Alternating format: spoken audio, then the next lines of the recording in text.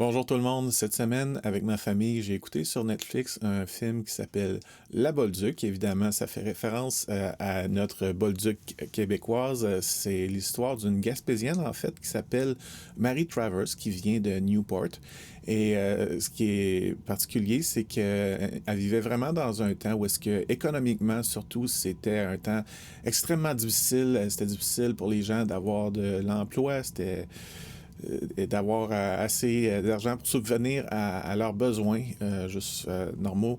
Et puis, pendant cette période-là, ben, elle chantait des chansons pour donner de l'espoir, entre autres, une chanson qu'on entend souvent dans le temps du jour de l'an, c'est mes amis, je vous assure que le temps est bien dur, il faut pas se décourager. Ça va bien vite commencer, de l'ouvrage va y en avoir. Pour tout le monde cet hiver, il faut bien donner le temps au nouveau gouvernement. Ça va venir, mais décourageons-nous pas. Moi, j'ai toujours le cœur gai, puis je continue à surlutter. Bon, j'ai pas le même talent que la Bolduc, mais je suis sûr que vous recommencez la chanson. Et puis, c'est particulier d'écouter ça dans un temps comme on le vit parce qu'on vit aussi un temps où est-ce qu'on a tendance à... où c'est dur de ne pas se décourager. On va dire comme ça fait déjà un certain temps qu'on est dans la pandémie présentement. On a eu une première vague, il y a eu des restrictions, ça a affecté toutes sortes de gens, ça a affecté notre économie aussi. Et puis, la première vague est partie, on avait l'impression, oh, enfin, on va revenir à une vie normale, mais non, une deuxième vague et ça recommence, il y a une troisième vague, une quatrième, et on est tanné, puis même on est tanné d'être tanné, on est tanné d'en parler. Mais évidemment, je suis pas là aujourd'hui pour décourager personne, mais bien pour vous encourager. Et puis, le titre de mon message, c'est Ne nous décourageons pas. Et puis, je veux amener en fait un passage où est-ce que Jésus nous demande de pas nous décourager. Et c'est plus particulier. En fait, il parle plus particulièrement de la prière, de pas nous décourager à prier. Et c'est la parabole du juge inique. C'est le titre qui est dans ma Bible. Dans d'autres Bibles, on voit comme titre la parabole de la veuve persistante, parce que c'est une parabole où est-ce qu'on voit et un juge et une veuve. Et on va la lire ensemble, et puis on va voir ce que Jésus essaie de nous communiquer au travers de cette parabole-là. Donc, Luc 18, verset 1. Pour montrer qu'il est nécessaire de prier constamment, sans jamais se décourager, Jésus raconta à ses disciples la parabole suivante. Il y avait dans une ville un juge qui ne révérait pas Dieu et n'avait d'égard pour personne. Il y avait aussi dans cette même ville une veuve qui venait constamment le trouver pour lui dire « Défends mon droit contre mon adversaire ». Pendant longtemps, il refusa, mais il finit par se dire « J'ai beau ne pas révérer Dieu et ne pas me préoccuper des hommes, cette veuve m'ennuie. Je vais donc lui donner gain de cause pour qu'elle ne vienne plus sans cesse me casser la tête. » Et on va s'arrêter là et voir c'est quoi les éléments, c'est quoi que l'histoire essaie de nous dire. Donc, dans une ville, il y a premièrement un juge. Et un juge, on sait que c'est quelqu'un qui doit appliquer la justice. C'est quelqu'un qui a l'autorité pour faire des décrets, pour c'est ça, amener la justice dans la ville. Et on veut normalement que ce soit quelqu'un qui a à cœur la justice et qui a à cœur le droit des gens. Mais ce que Jésus nous dit, c'est que ce juge-là, il était injuste. En fait, il ne révérait pas Dieu et il y avait d'égard pour personne. Donc, c'est probablement quelqu'un qui avait des égards seulement pour lui-même et on peut facilement supposer que c'est le type de juge de qui, si on voulait avoir la faveur, ben, il fallait donner un pot de vin. Il fallait lui donner quelque chose pour qu'il tranche en notre faveur. Et ce juge-là, il est mis en relation avec... En fait, il y a une veuve qui vient le voir. Et c'est une veuve, dans ces temps-là, vous savez, quand on écoute justement le film La Bolduc, on voit que déjà, il y a une centaine d'années en arrière, le droit des femmes c'était pas du tout la même chose que ce qu'on vit aujourd'hui. Si vous regardez le film, vous allez voir que, premièrement, au début, elle pas nécessairement le droit d'avoir un compte en banque. C'est son mari qui reçoit son argent et c'est son mari qui gère son argent. Éventuellement, bon, ça change un peu, mais dans le temps de Jésus, dans la société dans laquelle il était, eh bien, bon, c'était une société d'hommes.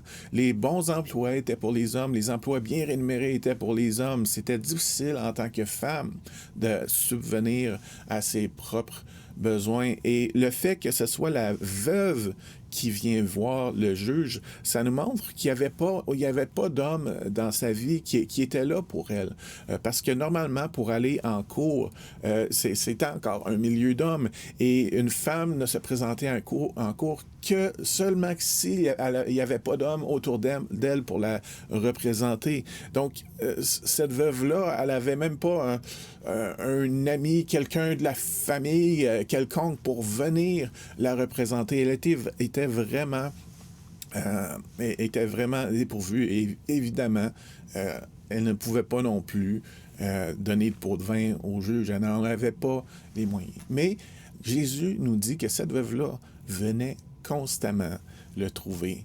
Et Jésus veut vraiment mettre en lumière sa persévérance. Elle venait constamment, elle n'abandonnait pas, elle revenait et revenait et revenait. Et elle disait, défends mon droit. Elle venait pour quelque chose auquel elle avait droit. Les femmes n'avaient pas beaucoup de droits dans cette société-là, mais elles en avaient tout de même.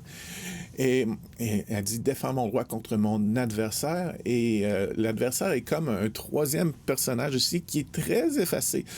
C'est vrai, il n'y a vraiment pas un gros rôle dans cette histoire-là, mais tout de même, ce qu'on voit, c'est que c'est pas le juge directement qui faisait du mal à la veuve, c'était l'adversaire. Et elle avait un problème avec quelqu'un d'autre qui avait violé son droit. Mais bon, si on en revient à notre juge et à la veuve, eh bien, pendant longtemps, le juge refusait de faire justice à cette veuve-là. Et c'est pour ça qu'elle revenait constamment et constamment et constamment. Et finalement, le juge finit par dire, oh non, là, cette veuve-là, elle m'énerve. Elle m'énerve. Et parce qu'elle m'énerve, je vais lui donner gain de cause. Et ce qui est écrit, c'est pour qu'elle ne vienne plus sans cesse me casser la tête. En fait, dans certaines versions, ce qu'on voit, c'est pour qu'elle finisse pas par venir me frapper. C'est comme il sent que la patience de la veuve vient être de plus en plus courte. Mais bon, il se dit, oh, elle m'énerve, là, je suis tanné, je veux plus de trouble avec elle, je vais lui faire justice. Je vais lui donner gain de cause. Donc, qu'est-ce que Jésus essaie de nous dire au travers de cette parabole-là? Parce qu'il parle entre autres d'un juge injuste. Et le seul qu'on peut comparer au juge, c'est Dieu. Et en fait, cette histoire-là, je dirais que c'est plus une opposition qu'une comparaison. Okay? Les personnages sont plus en opposition avec ce qu'on est, nous, avec Dieu, oui, c'est une sorte de comparaison, mais c'est très différent. Donc, voici ce que Jésus dit. Notez bien comment ce mauvais juge réagit. Alors, pouvez-vous supposer que Dieu ne défendra pas le droit de ceux qu'il a choisis et qui crient à lui jour et nuit et qu'il tardera à leur venir en aide? Moi, je vous dis qu'il défendra leurs droits promptement. Donc, ici, on voit que en opposition ou en comparaison, Dieu est comparé ou opposé au juge. Okay? Et le juge est injuste. Est-ce que Dieu est injuste? Non, Dieu est juste. Et ce que Jésus essaie de nous dire, c'est que si ce juge injuste-là a fini par donner gain de cause à la veuve, ne vous donnera-t-il pas gain de cause si vous avez droit, si vous persistez? Et ça, c'est le premier élément. L'autre personne qui met en opposition ou en comparaison, c'est nous avec la veuve. La veuve, dans l'histoire, c'est clairement quelqu'un qui a été abandonnée un peu par la vie. Pour être veuve, il faut avoir eu un mari qui a fini par décéder. Le mari a probablement pas fait exprès pour mourir, on s'entend, mais à quelque part, par les circonstances, elle a été abandonnée. Elle est vraiment abandonnée parce que c'est elle-même qui doit aller se présenter devant le juge. Elle n'a pas d'homme autour d'elle pour aller porter sa cause. Tandis que nous, on est ceux qu'il a choisis. Et j'irais même plus loin que ça. On est ceux qui ont été adoptés dans Jean 1,12. On peut lire, mais à tous ceux qui l'ont reçu, à ceux qui croient en son nom, au nom de Jésus, la parole a donné le pouvoir de devenir enfants de Dieu. On est ceux qu'il a choisis. On n'est pas abandonnés. On est ses enfants. On a été adoptés. Donc, si cette veuve-là, qui était abandonnée quelque part par la vie, a fini par avoir un gain de cause. Nous qui avons été choisis, nous qui sommes enfants de Dieu, on va aussi avoir gain de cause. Mais pour ça, il faut faire comme la veuve et crier à lui jour et nuit. Ne pas abandonner, persister. Persister. Et Jésus nous dit, moi je vous le dis, il défendra leurs droits. Et j'aime beaucoup comment est-ce que Jésus parle de nos droits dans cette parabole, parce qu'on peut demander toutes sortes de choses à Dieu. Parfois, c'est pas nécessairement des choses qui sont selon sa volonté. Jacques va nous dire dans Jacques 4.3, quand vous demandez, vous ne recevez pas, quand vous demandez avec de mauvais motifs, vous voulez que l'objet de vos demandes serve à votre propre plaisir. Bon, c'est pas nécessairement toutes nos demandes qui sont selon la volonté de Dieu, mais quand même, Dieu nous a fait plusieurs promesses. Entre autres, dans le Notre Père, Jésus nous demande de prier pour notre pain quotidien et je crois que Dieu veut pourvoir à nos besoins de chaque jour. Donc, c'est tout à fait légitime pour d'aller le voir pour les choses dont on a réellement besoin. Et puis, quand Dieu nous promet quelque chose, quand Dieu nous dit quelque chose, il y a beaucoup de promesses dans la Bible. Et parfois, bon, nous, on croit en la prophétie, on croit aux paroles de connaissance, et on a reçu beaucoup de paroles personnellement. Quand Dieu nous promet qu'on peut avoir, qu'on va avoir quelque chose, eh bien, on y a droit. On y a droit, et c'est correct de venir pour réclamer ces choses-là, pour les demander. Et il dit, il défendra leurs droits promptement. Et là, on est un peu en tension encore. Un peu comme dans le message de la semaine passée, où est-ce que l'apôtre Pierre parlait que la fin est proche. Il dit, la fin est proche, mais dans sa lettre suivante, il dit, OK, la fin est proche, oui, mais il ne faut pas oublier que pour Dieu, un jour, c'est comme 1000 ans, et 1000 ans, c'est comme un jour. Il n'est pas sur le même timeline que nous autres, sur la même échelle de temps que nous. Donc ici, il défendra leurs droits promptement. Pourquoi est-ce que je devrais avoir à persévérer dans la prière s'il répond toujours promptement? Bon, évidemment, c'est probablement, si j'ai à persévérer, c'est probablement parce que des fois, c'est long avant que ça arrive.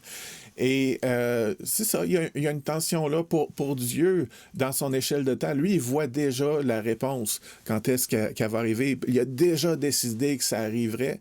Et puis, il y a un délai qui est là. Mais pendant ce délai-là, Jésus nous demande de crier à lui jour et nuit, de ne pas, de garder la foi à quelque part, parce que c'est la prochaine chose de laquelle il parle. Il dit seulement lorsque le Fils de l'homme viendra, et là, on parlait de délai ici, bon, il veut vraiment qu'on persévère jusqu'à la fin.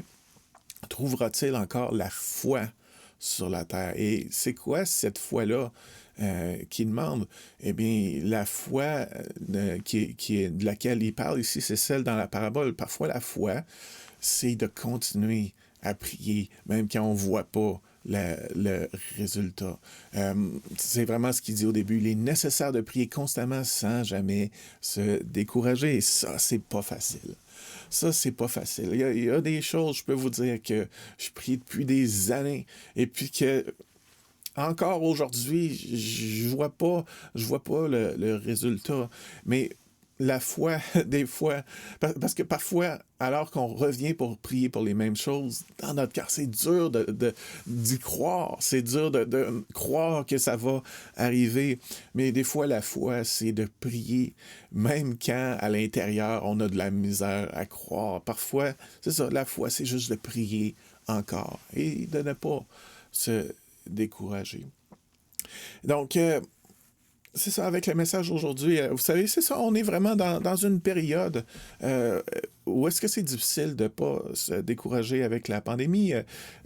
Parce que c'est pas juste la pandémie, c'est tous nos projets qu'on peut avoir. Où est-ce qu'il y a beaucoup, présentement, il y a beaucoup de projets, toutes sortes de genre, moi aussi, qui sont ralentis ou remis à plus tard à cause des restrictions présentes. Et c'est difficile de ne pas être frustré à l'intérieur, de pas vouloir abandonner. Mais vraiment, Jésus nous demande de, de crier à lui jour et nuit, de persévérer dans la prière. Et puis, oui, c'est important. Donc, Seigneur Jésus, juste merci pour ta parole, merci pour ta sagesse. Merci de nous encourager quand nous, on a tendance à se décourager. Merci de nous faire réaliser que toi, tu n'es pas un Dieu injuste, mais que tu es un Dieu juste. Merci de nous faire réaliser qu'on n'est pas des gens abandonnés, mais qu'on a été choisis, qu'on est tes enfants. Et que tu ne nous abandonneras pas et que tu vas nous faire justice, Seigneur Dieu, que tu vas faire ce que tu as dit que tu ferais, que tu vas tenir tes promesses. Et je te prie simplement aujourd'hui de remettre cet espoir-là dans notre cœur, de nous aider à être persévérants et à continuer à prier, même quand parfois on voudrait se décourager. Donc, merci Seigneur pour ta force, pour ton espoir, Seigneur, que tu mets en nous. Et puis, on prie ça en ton nom, Seigneur Jésus. Amen. Amen. Donc, merci d'avoir été à l'écoute et que Dieu vous bénisse. Bye bye.